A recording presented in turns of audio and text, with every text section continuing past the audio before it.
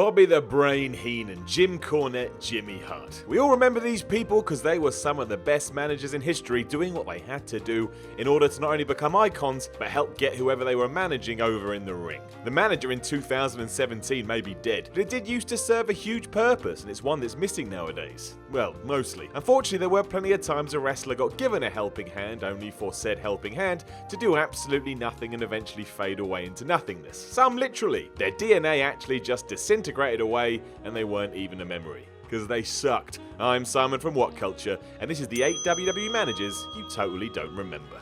Number 8, Clarence Mason. When the O.J. Simpson trial was eating up news headlines across the world, you always knew WWE was going to get a piece of that pie. There's even a rumour they reached out to Simpson himself afterwards to have him appear at WrestleMania. Sometimes I have no words. What they did do, however, was parody lawyer Johnny Cochran by introducing Clarence Mason to our screens.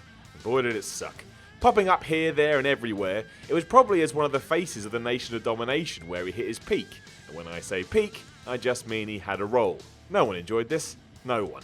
Mason disappeared from TV when Farouk fired everyone from the Nation except D'Lo Brown, and then the faction arose anew. Thankfully, Mason had a real law career to fall back on. So he did. Good for him. Number 7, Sir Oliver Humperdinck. Sir Oliver Humperdinck managed Mr. Wonderful Paul Orndorff and Bam Bam Bigelow. Already you start to see how weird this all was. For starters, he was dressed like a maniac, looking like a Christmas tree that had gone wrong. On top of that, he sucked at promos. Bigelow was much better, which made you question why the WWE ever brought him in from the NWA in the first place. He couldn't do what he was meant to do, so why was he here? Sometimes wielding a cane, because why the hell not, he added nothing to nobody. And this was proved to be even more true when he had a run in WCW as a biker called Big Daddy Dink. Good grief. Number 6, Coach. Now there's a good chance you actually do remember Coach because he loved nothing more than blowing on that damned whistle and making everyone's life a living hell. I can still hear it now. While he had kind of a good run with Mr. Perfect, the problem was Perfect had already had far better managers with the likes of Bobby Heenan and the Genius, so Coach here just felt second rate. Plus, again, there was that whistle. He also didn't add anything to Curt Hennig, who was, pardon the pun, perfect without him. He had great matches, could talk, looked like an arrogant so-and-so. He didn't really need any of this, and it showed. Coach would soon vanish from our screens though. I don't think anyone missed him.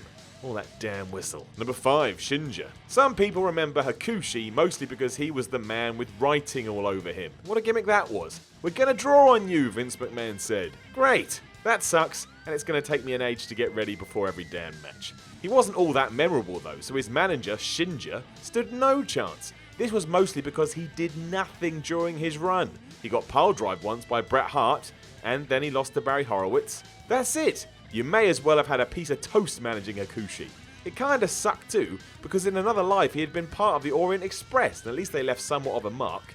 This did not. Number 4, Frankie Martin. Why does WWE do this? Frankie Martin. Why not just call him Man from Europe or Baguette Brown? It's ridiculous. A former manager for one Dino Bravo though, he had a monocle, didn't like Americans, and looked like he was from, wait for it, France.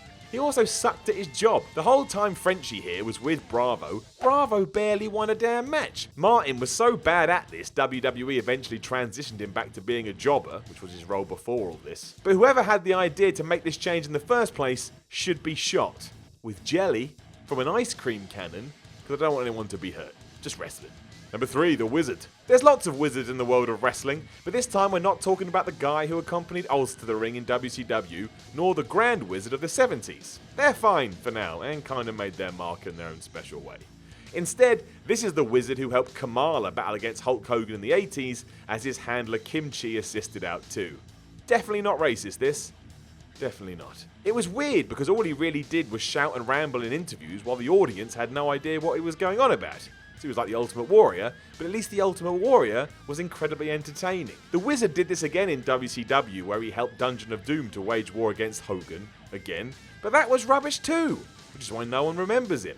Because why would you want to? Like punching yourself in the face. There's no point. Number 2, Tennessee Lee. Robert Fuller made a name for himself in WCW as Colonel Robert Parker, a rip-off of Elvis's infamous manager of all things. He then came to WWE and became even more generic. Tennessee Lee, as he was known, was a bland southern gentleman who represented Jeff Jarrett during his second run with Vince McMahon in the late 90s. This was around the same time as Jarrett would also try out the likes of Southern Justice and a return to his guitar-smashing ways of old. But when Jarrett decided to get rid of the country singer shtick, he also ditched Tennessee Lee too, and all in all, Tennessee lasted about 3 months up north. Good work, pal.